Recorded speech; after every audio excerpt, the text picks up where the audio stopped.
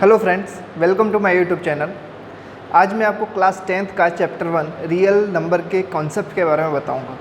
अगर आप इस पूरे मेरे वीडियो को देख लेंगे तो आपको चैप्टर 1 से रिलेटेड सारे कंसेप्ट क्लियर हो जाएंगे और इसके बेस पर आप सारी एक्सरसाइज सॉल्व कर पाएंगे।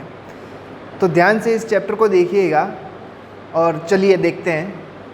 नाउ रियल नंबर, तो देखते हैं real number. What are real number? A real number that consists both rational and irrational number. Real number that consists both rational and irrational number. अब rational और irrational number क्या है? तो rational और irrational से पहले हम थोड़ा नंबर सिस्टम के बारे में देख लेते हैं कि व्हाट आर रैशनल नंबर और कौन से नंबर आते हैं। तो जो हमारा पहला नंबर है वो है नेचुरल नंबर। तो what are natural number? So natural number starts from 1 to infinite. Starts from 1 to infinite, एक से अनंत तक चलते हैं उन नंबर को हम क्या कहते हैं? नेचुरल नंबर कहते हैं। और नेचुरल नंबर को हम किससे डिनोट करते हैं? कैपिटल एन से डिनोट करते हैं। Next come that is whole number. Whole number में होते तो नेचुरल नंबर सारे हैं, बट एक और नंबर जुड़ जाता है दैट इज ज़ीरो। एक नंबर ज़्यादा होता है होल नंबर में नेचुरल नंबर से। तो ये मेरे हमारे क्या हो जाते हैं? Whole number. तो होल नंबर को कैसे डिनोट करते हैं? W। तो नेचुरल नंबर में और होल नंबर में कौन बड़ा हुआ? यस, W बड़ा हुआ, क्योंकि होल नंबर में सारे नेचुरल नंबर तो होते ही हैं और एक नंबर और जुड़ जाता है दैट इज़ ज़ीरो। तो हमारा होल नंबर बड़ा हो गया। Next come that is integers. Integers number कौन से होते हैं? जिसमें नेगेटिव और पॉजिटिव दोनों number that consist both negative and positive numbers, that is starts from minus infinite to infinite. ऐसे नंबर जो माइनस इनफाइनाइट से -1 0 1 2 infinite, minus infinite to infinite तक चलते हैं, उन्हें हम क्या कहते हैं? इंटीजर्स। तो देखो होल नंबर से बड़ा हो गया इंटीजर्स, तो हमारा कौन सा बड़ा हो गया? इंटीजर्स बड़े हो गए। तो इसको कैसे डिनोट करते हैं? दैट इज़ Z से हम डिनोट करते हैं। नेक्स्ट कम दैट इज़, हमने यहाँ पर देखा that is rational number. So what are rational number?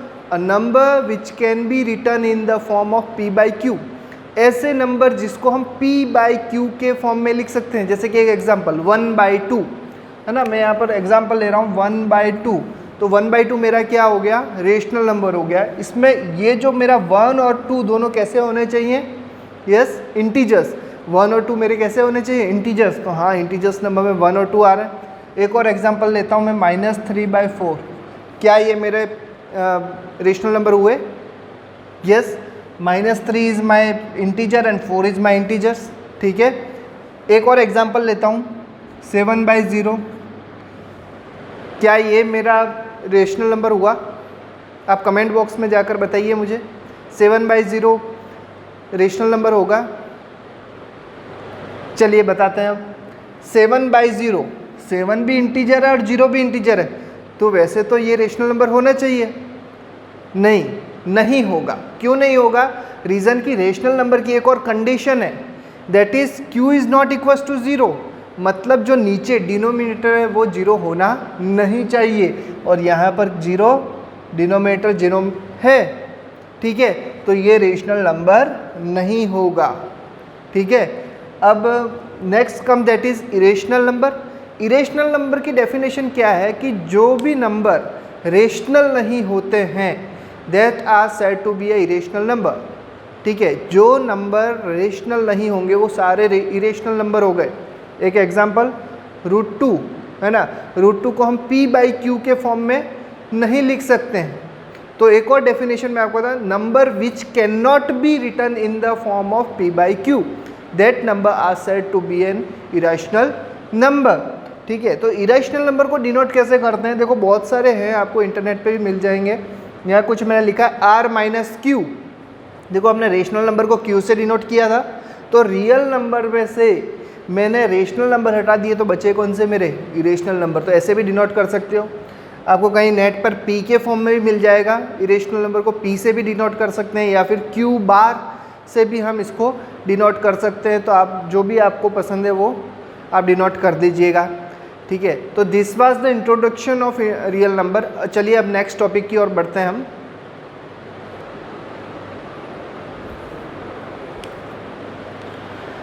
Now next topic is Euclid division lemma. अब ये नाम से कुछ अलग अटपटा लग रहा है, यूक्लिड डिवीज़न लेम्मा, पर मैं आपको डिवाइड आता है क्या? डिवाइड आता है। चलो इसको नहीं देखते, अब सिर्फ डिवाइड करते हैं, ठीक है। 4 का मैं डिवाइड कर रहा हूँ, 3 से डिवाइड कर रहा हूँ, 3 1 जा 3 डिवाइड बाय 1। तो क्या मैं 4 को ऐसे लिख सकता हूँ? इन दोनों का तो मल्टीप्लिकेशन और इसका क्या करेंगे हम? एडिशन कर दें, ठीक है। ये दोनों का मल्टीप्लिकेशन और ये एडिशन, तो 3 × 1 + 1। क्या मैं ऐसे लिख सकता हूँ 4 को? तो 3 × 1 क्या हो गया मेरा? 3 + 1 दैट इज़ 4। चलो एक बार और समझाता हूँ। डिवीज़न में क्या होता है, जैसे कि 8 को मैं 5 से डिवाइड करता हूँ, 5 1 जा 5 डिवाइड बाय 3, ठीक है। तो इनका तो मैं क्या करूँगा? मल्टीप्लिकेशन इन दोनों का, और इसका क्या करूँगा मैं? एडिशन करूँगा मैं। तो मैं 8 को कैसे लिख सकता हूँ? 5 × 1 + 3 लिख सकता हूँ। इतना तो है। तो यूक्लिड डिवीज़न देखो, देखकर आप डरिए नहीं, बहुत इजी है, आप डिवाइड कर लीजिए। अब देखो मैं एक बार पढ़ता हूँ, उसके बाद हम समझते हैं। Given positive integer a and b, given positive integer a and b.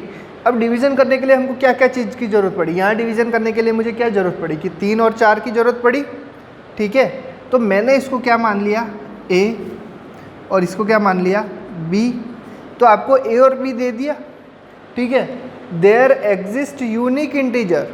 अब देखो, there exist unique integer q, q मतलब क्वोशंट। क्या होता है ये? क्वोशंट। और ये हमारा क्या हो गया? Reminder, that is R. तो then there exist unique integer Q and R satisfying. अब सेटिस्फाई कर रहा है, ठीक है। a = BQ + R। देखो अभी हमने ये 3 चीज़ें लिखी, वो क्या यहाँ सेटिस्फाई कर रही है? देखो 4 की जगह मैंने क्या लिया? a = 3 क्या हो गया मेरा? B। ये वाला 1 क्या हो गया मेरा? Q। और ये मेरा क्या हो गया? +R। समझ में आया? यूक्लिड डिवीज़न क्या कहता है कि जो डिवाइज़र होता है, डिविडेंट होता है, ठीक है, डिवाइज़र होता है, उन सब की कोई न कोई रिलेशन होती है, ठीक है। तो यहाँ पर भी जैसे कि देखो आपको 5 और 7 दे रखा है, तो ये हमारा क्या हो गया? A हो गया। 5 हमारा क्या हो गया? B। तो A और B दे रखा है हमको, ठीक है। अब हमने इसको सॉल्व किया तो हमको एक Q मिल गया, और ये क्या मिल गया? रिमाइंडर मिल गया। तो देखो A = BQ + R। समझ में आ गया बहुत इजी वे में कि given positive integer a and b, आपको कोई पॉजिटिव इंटीजर ए और बी दे रखा है, देयर एग्जिस्ट यूनिक इंटीजर। देखो लैंग्वेज से डरे नहीं, बना दो आप आपके मन से। गिवन पॉजिटिव, कोई पॉजिटिव इंटीजर दे रखा है हमको ए और बी, तो एक और 2 positive integer, then there exist, वहाँ करेंगे unique integer Q and r. तो वहाँ एग्जिस्ट करेंगे क्यू और आर, तो सेटिस्फाई करेगा एक इक्वेशन को। कौन सी इक्वेशन? a = BQ + R। पर इसमें एक कंडीशन और है कि रिमाइंडर 0 ही होगा। रिमाइंडर क्या होगा? 0 हो सकता है मिनिमम, और मैक्सिमम कितना हो सकता है? b जितना, ठीक है। b से लेस होगा, सॉरी, जितना नहीं हो सकता है, b से लेस होगा। b से कम ही होगा तभी रिमाइंडर। अगर b से ज़्यादा हो गया, यहाँ पर 5 हो गया, तो और भी हम डिवाइड कर सकते हैं, ठीक है। तो जो रिमाइंडर होगा वो 0 से लेकर b से कम तक होना चाहिए। मतलब अगर मैं आपको बता दूं कि रिमाइंडर मेरा यहाँ से, ये जो नंबर लिया है उससे कम, और 0 से इक्वल या ज़्यादा, ये हमारी कंडीशन हो गई। तो आपको समझ में आ गया होगा मेरे ख्याल से कि यूक्लिड डिवीज़न लेम्मा क्या कहता है। तो अब हम नेक्स्ट टॉपिक की ओर जा रहे हैं। Now topic is Euclid division algorithm. हमने पिछले देखा कि यूक्लिड डिवीज़न लेम्मा के बारे में देखा था। क्या था कि कोई भी इंटीजर था, a = b दे रखा था, तो वो BQ + R, और 0 इज़ ग्रेटर देन और equals to R is less than B। ये ऐसा हमारा यूक्लिड डिवीज़न लेम्मा था, ठीक है। a = BQ + R। अब यूक्लिड डिवीज़न एल्गोरिथम क्या है कि HCF फाइंड करना है। यूक्लिड, इस डिवीज़न एल्गोरिथम का यूज़ करके हमको क्या फाइंड करना है, HCF फाइंड करना है। तो आपको पता है HCF कैसे फाइंड करते हैं, जैसे कि देखो मैं 4 और 12 का HCF निकालना है, आप लोग कैसे करते थे, ये यूँ करते थे, ठीक है, HCF फाइंड करने के लिए फिर 2 से आप निकालते थे, तो 2 2 जा 4 और 2 6 जा 12, नाउ 2 1 और 3, अब कोई कॉमन फैक्टर नहीं आ रहा है, यहाँ 1 आ गया तो हमारा हो गया, तो 2 × 2 दैट इज़ 4, तो हमारा HCF क्या हो गया, 4 हो गया, ठीक है। अब हमको क्या करना है कि यूक्लिड डिवीज़न एल्गोरिथम, जो कि यूक्लिड डिवीज़न लेम्मा, इसका यूज़ करके HCF फाइंड करना है, और कोई नहीं चेंज करना है हमको, सिर्फ HCF इसका यूज़ करके फाइंड करना है। तो देखो मैं एक एग्जांपल लेके आपको समझाता हूँ। 4 और 12 का HCF फाइंड करते हैं यूक्लिड डिवीज़न एल्गोरिथम से। तो देखो A = BQ + R। अब देखो 4 और 12 में बड़ा कौन सा है, 12 बड़ा है, तो हमारा 12 क्या हो जाएगा, A हो जाएगा, और 4 हमारा क्या हो जाएगा, B हो जाएगा। 12 हमारा A हो जाएगा और 4 हमारा B हो जाएगा। तो देखिए आप 12, तो अब मैं 12 को कैसे लिख सकता हूँ, देखना BQ + R, B मतलब 4, अब मैं 4 3 + R 0, समझ आया। तो देखो यहाँ पर रिमाइंडर मेरा क्या आ गया, 0 आ गया, मतलब ये जो B होगा वो हमारा क्या हो गया, HCF हो गया, क्या हो गया, HCF हो गया। चलिए तो एक और एग्जांपल देख लेते हैं हम, जैसे 200 और 80, 200 और 80 का हम HCF निकालते हैं, ठीक है। 200 और 80 का HCF निकालेंगे तो हमको पता है, देखो A हमारा क्या हो गया, 200 हो गया, और B हमारा जो छोटा है वो हमारा B हो गया। तो देखो 200 = 80, अब देखो 80 का मैं कितनी बार मल्टीप्लाई करूँगा तो 200 से मेरा ज़्यादा या लेस हो जाएगा, तो 82 जा 160, 82 जा 160 चला गया, बचा कितना, 40 बचा। अब रिमाइंडर हमारा 40 बचा, तो अब क्या होगा नेक्स्ट स्टेप में, हमारा B तो ये हो जाएगा, सॉरी A तो हमारा ये हो जाएगा, और B हमारा क्या हो जाएगा, रिमाइंडर हो जाएगा। तो चलिए 80 = 40 × 2 प्लस, ठीक है, देखो रिमाइंडर 0 आ गया, तो हमारा जो HCF हो गया वो कितना हो गया, 40 हो गया। अब चेक भी कर लेते हैं हम फाइंड करके, 200 और 80 का हम देख लेते हैं, ठीक है। देखो 2 तो हमारा कितना हो गया 100, और ये हो गया 40, फिर 2 कितना हो गया 50 और 20, अब किससे होगा, 2 से वापस होगा, तो हमारा कितना हो जाएगा 25 और 10। अब 5 से करेंगे, 5 का आ जाएगा हमारा कितना आ जाएगा, 5 5 = 25, 5 2 = 10। अब कोई कॉमन फैक्टर नहीं है, तो हमारा देखो 2 2 = 4, 4 2 = 8, 8 5 = 40, निकल गया HCF 40, समझ में आ गया। मतलब जो हमारा नेक्स्ट प्रोसेस क्या होगा, 80 जो भी आगे 40 हो गया, जो रिमाइंडर आया, अब उसमें हम इसको A ले लेंगे और इसको क्या ले लेंगे, B, वैसे ही A भी चलता रहेगा। अब यहाँ पर वापस ये हमारा क्या हो जाएगा, A हो जाएगा, और ये हमारा क्या हो जाएगा, B हो जाएगा, समझ में आया। तो वैसे ही चलता रहेगा, और जब तक रिमाइंडर 0 नहीं आ जाता हम करते जाएंगे और हम HCF फाइंड करेंगे। तो this was about Euclid division algorithm. अब हम नेक्स्ट टॉपिक की ओर बढ़ते हैं।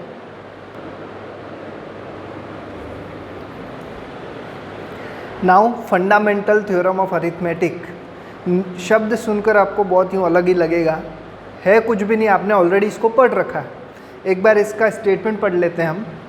Every composite number can be expressed as, every composite, अब देखो 2 नंबर है, प्राइम नंबर और कॉम्पोजिट नंबर, ठीक है।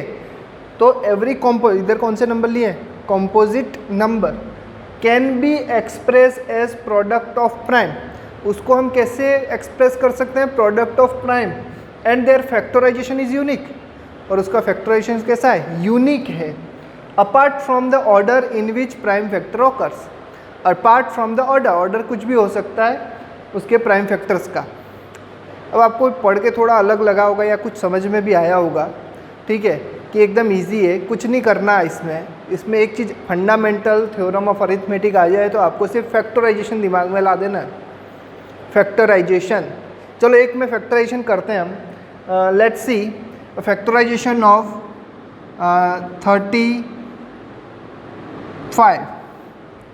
35 का फैक्टराइजेशन करते हैं। कितना आता है? 5 7 7 1। तो हमको क्या मिला? 5 × 7। अब देखो एवरी कंपोजिट नंबर मतलब 35 हमारा क्या है? कंपोजिट नंबर है। क्यों कंपोजिट नंबर है? क्योंकि इसके एक से ज़्यादा डिवाइजेबल है, डिवाइड कर सकते हैं इसको, जैसे कि इसको 1 डिवाइड करता है, ठीक है, 5 डिवाइड करता है, 7 डिवाइड करता है और उस 35 डिवाइड करता है, ठीक है। तो इसका जो प्राइम फैक्टर होगा दैट इज़ 5 and 7। तो every composite number can be express as product of prime, मतलब सारे कंपोजिट नंबर प्राइम नंबर्स, ये तो 5 और 7 कैसे हो गए? Prime number. तो प्राइम नंबर के प्रोडक्ट में हम इसको एक्सप्रेस कर सकते हैं, ठीक है, कर सकते हैं। एंड देयर फैक्टर, अब इसका फैक्टराइजेशन यूनिक होगा। अब हम 35 को अगर फैक्टराइज करेंगे तो आंसर 5 × 7 ही आएगा ना, या फिर ×2 तो नहीं हो सकता, कभी आएगा नहीं ना, कि ऐसा तो नहीं है कि कल आ जाए या परसों आ जाए, ठीक है। 5 × 7 ही होगा, ठीक है। अब इसका ऑर्डर कुछ भी हो सकता है, या तो आप पहले इधर मैं 7 से डिवाइड करता तो हमको क्या मिलता? 7 × 5 मिलता। तो product of their prime factorization is unique apart from the order मतलब ये 5 कहीं पर भी आगे हो पीछे हो, 7 5 इन विच प्राइम फैक्टर्स ओकर। तो समझ में आया fundamental of theorem of arithmetic कि कंपोजिट नंबर का होगा, ठीक है, कंपोजिट नंबर का होगा और इसके प्राइम प्रोडक्ट क्या होंगे? प्राइम नंबर्स के प्रोडक्ट में इसको हम कैसे लिख सकते हैं? प्रोडक्ट ऑफ प्राइम नंबर में लिख सकते हैं, पर इसका ऑर्डर कैसा भी हो सकता है। तो अब आपके ध्यान में आ गया होगा कि फंडामेंटल थ्योरम ऑफ अरिथमेटिक और कुछ नहीं, सिर्फ फैक्टराइजेशन है। नाउ अब हम इस चैप्टर के मोस्ट इम्पोर्टेंट पार्ट की ओर एंटर कर रहे हैं, तो इसको ध्यान से आप देखिएगा। थ्योरम 1.3 देखेंगे क्या कह रही है। Let P be prime number. P क्या है? एक प्राइम नंबर है। If P divides A square, P divides A square हमको दे रखा है। If P divides A square then P divides A। अगर P A स्क्वायर को डिवाइड करता है तो P A को भी डिवाइड करेगा, where A is positive integer. तो हमको ये प्रूव करना, we have to prove that. तो देखो मैं इजी वे में आपको समझाता हूँ कि लेट्स 3 ले लेते हैं। 3 इज़ प्राइम नंबर और एक A स्क्वायर दैट इज़ मैं कोई भी ले लूँ, जैसे कि एक नंबर 36 ले लेता हूँ। और 36 को हम कैसे लिख सकते हैं? 6 स्क्वायर में देख सकते हैं। तो 3 क्या 36 को डिवाइड कर सकता है? 3 divides 36 which means 3 divides 6 square, और 3 भी 6 को क्या करेगा? डिवाइड्स करेगा। समझ में आया? ये थ्योरम कहना चाहती है। अब इसका प्रूफ करना है, तो अब हम प्रूफ की ओर चल रहे हैं। Let A is an positive integer, तो इसके कोई भी प्राइम फैक्टर्स होंगे, तो हम मान लेते हैं P1 P2 up to Pn prime factors होगा। तो अब देखो A स्क्वायर क्या होगा?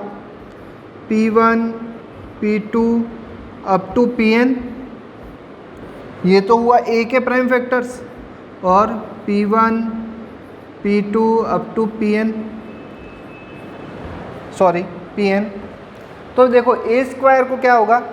P1 P2 up to Pn मल्टीप्लाई P1 P2 Pn मल्टीप्लाई।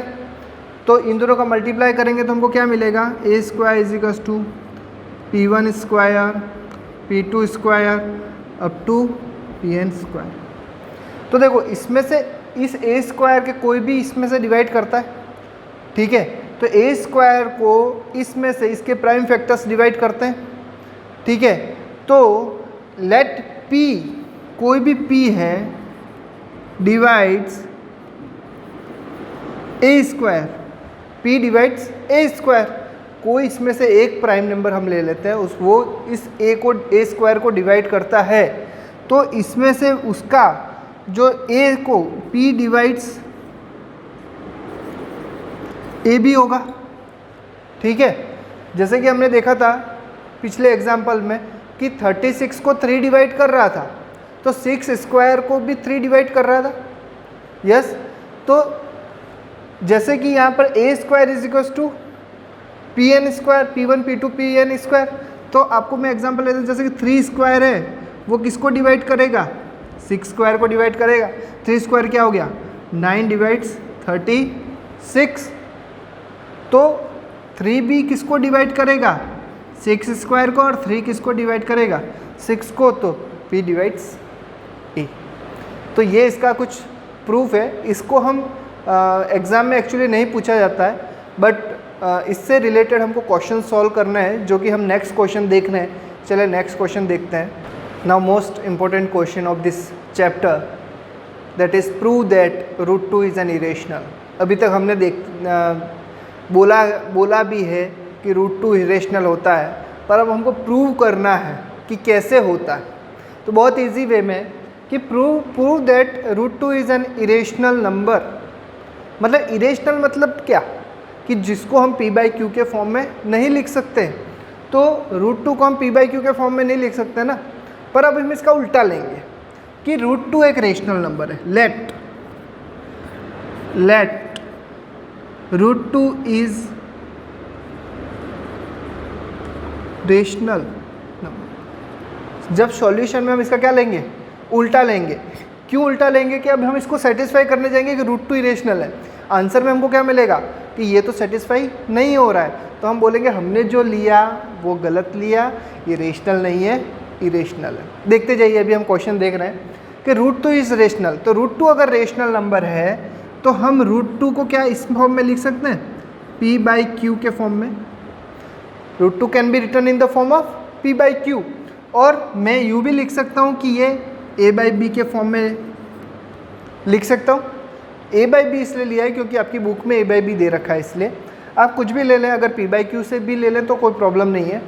तो √2 को हमने कैसे लिखा, a/b। अब देखो, मैं b को इधर डिवाइड में, इधर इक्वल के इस तरफ ले जाऊंगा तो मेरा क्या हो जाएगा, मल्टीप्लिकेशन में हो जाएगा। तो √2 which implies that √2b is equal to a हो जाएगा मेरा। और मैं इसको स्क्वायरिंग करूँगा। नेक्स्ट मेरा क्या होगा, मैं रूट हटा दूंगा, स्क्वायर कर दूंगा, तो ये मेरा पूरा दोनों साइड देखो स्क्वायर करूँगा, इधर भी स्क्वायर करूँगा, तो मेरा क्या हो जाएगा 2b² is equal to a²। अब देखो a² की वैल्यू क्या होगी, 2 के मल्टीप्लाई में ही होगी, तो 2 के मल्टीप्लाई में ही होगी। तो देखना कि a² जो है, तो जो भी a² की वैल्यू होगी 2 के मल्टीप्लाई में होगी, तो आप बोल सकते हो कि 2 डिवाइड्स a² बोल सकते हो आप, 2 डिवाइड्स a², है ना।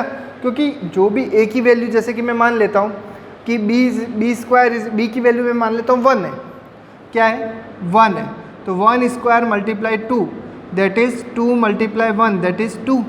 तो मुझे a की वैल्यू क्या मिली 2, समझ आया। तो ये जो 2 है वो 2 से डिवाइड होगा। जैसे कि मैं b की वैल्यू 2 ले लेता हूँ, ठीक है, 2 multiply 2² that is 4 multiply 2 that is 8। तो मुझे a² की वैल्यू क्या मिली, मुझे 8 मिली, और 8 क्या होगा 2 से डिवाइड होगा, ठीक है। अब मैं 3 ले लूँगा, अगर आप 3 लेके करेंगे तो भी वो क्या होगा 2 से डिवाइड होगा। तो 2 डिवाइड्स a², है ना। तो अभी हमने पिछले में देखा था कि क्या देखा था, a डिवाइड्स p², है ना। तो a डिवाइड्स p या p डिवाइड्स a², है ना। हमने पिछले में देखा था कि p डिवाइड्स a², तो p डिवाइड्स क्या होगा a होता है ना, पिछली थ्योरम से। तो 2 डिवाइड्स a होगा, समझ में आया आपको कि 2 डिवाइड्स a², तो 2 डिवाइड्स a जो हमने पिछले थोड़ी देर पहले, आप रिवाइंड करके देख लीजिए, आपको समझ में आ जाएगा 2 डिवाइड्स a, ठीक है। तो अब हम क्या लिख सकते हैं, a को हम क्या लिख सकते हैं, a को हम लिख सकते हैं कोई भी 2 और c, कोई भी नंबर c, कोई भी नंबर 2c, ठीक है। तो ए वही रहेगा अगर हम ए की वैल्यू सी की वैल्यू 1 रखेंगे 2 रखेंगे इससे, ठीक है। तो ए की वैल्यू हमारे क्या होगी 2 के मल्टीपल में ही होगी। तो अब देखो इसमें हम ए की वैल्यू 2c रखते हैं, तो 2b² is equals to 2c का होल स्क्वायर। समझ आया? देखना, विच इम्प्लाइज दैट 2b², अब 2c का whole square that is 4c का स्क्वायर। अब देखो 2 यहाँ पर है तो b² इज इक्वल्स टू 2 को इधर साइड भेज रहा हूँ तो डिवाइड 2 में हो जाएगा, तो 2 1 जा 2 और 2 2 जा 4, तो b² is equals to 2c। देखो एक और चीज़ मिल गई हमको, b² की वैल्यू कैसे मिली 2c में मिल गई, b² की वैल्यू क्या हो गई 2c में मिल गई। तो देखो b² की वैल्यू 2c में मिल गई, तो देखो वही के वही ये वाला प्रोसेस कि 2 divides b² and 2 divides b। समझ में आया? देखो 2 डिवाइड्स a 2 डिवाइड्स b। तो अब इसमें देखो हमने √2 की वैल्यू क्या ली थी a/b ली थी। अब a और b में कोई एक नंबर है जो दोनों में कॉमन है, कौन सा नंबर है 2, क्योंकि 2 b को भी डिवाइड कर रहा है और 2 a को भी डिवाइड कर रहा है, तो दोनों में कौन सा एक नंबर हो गया, समझ में हो गया। तो हमने जो लिया कि √2 एक रेशनल नंबर है वो हमारा contradiction to the fact wrong हो गया, कॉन्ट्राडिक्ट हो गया, हमारे फैक्ट का उल्टा हो गया। समझ आया कि √2 एक रेशनल नंबर है वो हमारा कॉन्ट्राडिक्ट हो गया कि नहीं √2 रेशनल नहीं है, इरेशनल ही है, क्योंकि √2 की वैल्यू हमने a/b में नहीं लिख सकते। समझ में आया? तो एक बार इसको बार बार आप रिवाइंड करके देखिएगा तो ही आपको समझ में आएगा, ठीक है। तो एक बार देखिए, बहुत इजी है, फंडामेंटल थ्योरम ऑफ अरिथमेटिक आप पढ़िए, ठीक है, इससे आपको पता पड़ जाएगा। तो इसके बेस्ड पर आप नेक्स्ट के सारे एक्सरसाइज, नेक्स्ट के सारे क्वेश्चन आप सॉल्व कर सकते हैं। आपको कुछ नहीं करना है, सब में प्रोसेस सेम ही है। √2 यहाँ पर √2 की जगह आपको एग्जाम में √3 भी पूछ सकते हैं, 5 भी पूछ सकते हैं, 7 भी पूछ सकते हैं। तो आपको कुछ भी नहीं करना है, यही प्रोसेस है, जहाँ जहाँ 2 है वहाँ पर 3 लगा दो, 5 लगा दो, 7 लगा दो, सारे क्वेश्चंस इजी सॉल्व हो जाएंगे। और जैसे कि आपको ये पूछा गया है कि 2√5 एक इरेशनल नंबर है। अब देखो इरेशनल नंबर के मल्टीप्लाई में कोई भी नंबर आएगा वो इरेशनल नंबर ही होगा। तो आपको पता है इसको आप क्या लेंगे, रेशनल नंबर लेंगे। पहले कोई भी चीज़ है, कोई भी नंबर है, आप इसको क्या ले लो, आप रेशनल नंबर ले लो। फिर इसको क्या करो, √5 आपको पता है √5 एक रेशनल नंबर है, तो इससे आप सॉल्व कर जाओ। समझ आया? तो एक बार आप इसको देखिए, ध्यान से समझिए, समझ में आ जाएगा। अब हम हमारे नेक्स्ट टॉपिक की ओर बढ़ते हैं। Now the last topic of this chapter, let's see what it is saying. Theorem 1.5 बहुत इजी थ्योरम है, आप इसको ध्यान से देखिए। आप ये चीज़ करते हुए भी आए हैं। एक बार मैं पढ़ता हूँ इसका statement. Let x be a rational number, x एक रेशनल नंबर मतलब p/q के फॉर्म में है कोई नंबर, हुज डेसिमल एक्सपेंशन, उस जिसको हम डेसिमल एक्सपेंशन, जिसका डेसिमल एक्सपेंशन टर्मिनेट्स, मतलब अब से एक नया शब्द है टर्मिनेट। टर्मिनेट मतलब रुक जाता है। आपने 9th क्लास में पढ़ा था कि चलता जाता है, चलता जाता है, बार है ना, बार लिखा हुआ मतलब वो जो चलता चलता है, चलता जाता है, चलता जाता है। बट टर्मिनेट्स मतलब रुक जाता है। That can be expressed in the form, उसको हम p/q के फॉर्म में लिखा, 9th क्लास का पहला चैप्टर है ना, expressed 0.47 bar in the form of p/q है ना। तो p/q के फॉर्म में लिख सकते हैं। Where p and q are coprime, p और q कैसे हैं, को प्राइम है।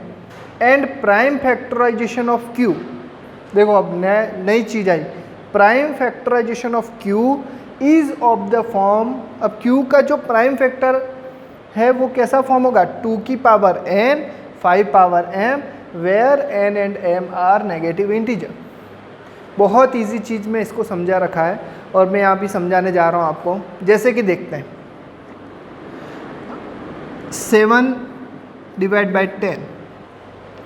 अब आप इसको डिवाइड करो, कितना आता है 10 7, तो पॉइंट लगाया, फिर क्या आया 0 लग गया, 10 7 जा 70, रिमाइंडर क्या मिला 0, रुक गया, पॉइंट डेसिमल के बाद में क्या हो गया, रुक गया, अब आगे हम डिवाइड नहीं कर सकते, मतलब ये कैसा हो गया, टर्मिनेट हो गया।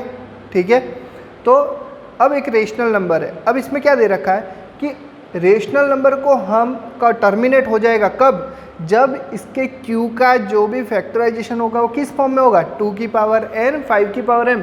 तो हम 10 को कैसे लिख सकते हैं, देखो 7 divide by 2 power 1 multiply 5 power 1 लिख सकते हैं, है ना। तो अब आपको इजी वे में समझ में आ जाए कि जो q है उसका हम क्या करेंगे, सबसे पहले प्राइम फैक्टराइजेशन करेंगे। अगर prime factorization 2 power m 5 power m में आया तो हम डायरेक्टली कह देंगे कि जो भी डेसिमल नंबर होने वाला ये टर्मिनेट हो जाएगा। क्या हो जाएगा, टर्मिनेट हो जाएगा। जैसे कि मैं देखते हैं हम 4/8, ठीक है, तो 4/8, तो 8 को हम कैसे लिख सकते हैं, 4/2 पावर 3। अब यहाँ तो आपने देखा कि सिर्फ 2 आया, 5 नहीं आया, है ना, तो क्या ये टर्मिनेट होगा, नहीं, यहाँ पर कन्फ्यूज़न हो जाएगा। पर इसमें कन्फ्यूजन की ज़रूरत नहीं है, अगर 2 या 5 में से कोई एक आ रहा है मतलब वो टर्मिनेट हो रहा है। जैसे कि यहाँ पर 5 नहीं है, पर आप 5 को ऐसे लिख सकते हैं क्या, 5 पावर 0, और 5 पावर 0 की वैल्यू क्या होती है, 1 होती है, तो 1 मल्टीप्लाई 2 पावर 3, समझ आए। तो ये एक टर्मिनेटिंग डेसिमल नंबर हो गया, समझ आ गया। अब एक और एग्जाम्पल मैं यहाँ पर देता हूँ, 1/7। अब 7 को हम 2 की पावर में लिख सकते हैं या 5 की पावर में लिख सकते हैं, नहीं लिख सकते, तो ये नॉन टर्मिनेट आएगा। आप इसका डिवाइड करके देख लेना, चलता रहेगा चलता रहेगा चलता रहेगा, समझ में आया। तो अब एक और एग्जांपल लेते हैं, चलो 1 डिवाइड बाय 100 कितना आएगा, टर्मिनेट हो जाएगा। अब तो देखकर ही बता दोगे आप, कोई भी प्राइम नंबर रेशनल नंबर जिसका denominator 2 power n 5 power m में आएगा तो वो कैसा हो गया, टर्मिनेट हो गया, टर्मिनेट डेसिमल हो गया। तो 1.5 थ्योरम ये है। अब 1.6 थ्योरम भी इसकी थोड़ी उल्टी है, मैं अभी थोड़े में आगे बता रहा हूँ आपको, देखिएगा। नाउ द लास्ट और second last theorem of this chapter, और let's see what it is saying. Let p and q be rational number, p और q कैसे हैं, रेशनल नंबर है, सच दैट प्राइम फैक्टर, अब देखो prime factor of q is of the form 2 power n 5 power m where n and m are non negative integers, then x has a decimal number which terminates. हमने 1.5 theorem में पढ़ा कि क्या पढ़ा था कि ऐसे डेसिमल ऐसे x की वैल्यू अगर टर्मिनेट हो जाती है, x की वैल्यू टर्मिनेट हो जाती है तो रेशनल नंबर p/q में q का जो भी प्राइम फैक्टर होंगे वो किस फॉर्म में होंगे, 2 पावर m 5 पावर m के फॉर्म में होंगे। वो जो हमने लास्ट थ्योरम पढ़ी वो। अब इस थ्योरम में क्या बोला है कि p और q में जो रेशनल नंबर है उसमें q का जो प्राइम फैक्टर है वो 2 की पावर m 5 की पावर m में होंगे, तो उसका डेसिमल एक्सपेंशन भी कैसा होगा, टर्मिनेट हो जाएगा। समझ आ गया। जैसे कि देखिए आप 9/15, ठीक है, देखो 9/15 का डेसिमल एक्सपेंशन क्या टर्मिनेट होगा, नहीं होगा, क्योंकि 15 को हम कैसे लिख सकते हैं, 9 डिवाइड बाई 3 मल्टीप्लाई 5, और हमको यहाँ पर 2 चाहिए और यहाँ मिला क्या हमको 3, तो इसका डेसिमल एक्सपेंशन टर्मिनेट्स नहीं होगा। समझ आया। तो यही है यही है थ्योरम 1.6। नाउ 1.7 थ्योरम क्या कह रही है, मैं आपको सिर्फ यहाँ समझा देता हूँ, लिख के नहीं, आपके यहाँ पर बुक में देख लीजिएगा कि 1.7 थ्योरम में ये कह रही है कि जिसका भी q का फैक्टराइजेशन ये नहीं होगा, q का factorization 2 power m 5 power m नहीं होगा, तो वो डेसिमल एक्सपेंशन होगा, ये वाला, वो नॉन टर्मिनेट होगा, टर्मिनेट्स नहीं होगा। समझ में आया। जो ये एग्जाम्पल है ना वो इसी के बेस्ड पर है, 1.7 के बेस पर ही है कि ऐसे रेशनल नंबर जिसका q मतलब डिनोमिनेटर का form 2 power n 5 power m में नहीं है, उनका डेसिमल एक्सपेंशन टर्मिनेट्स नहीं होगा।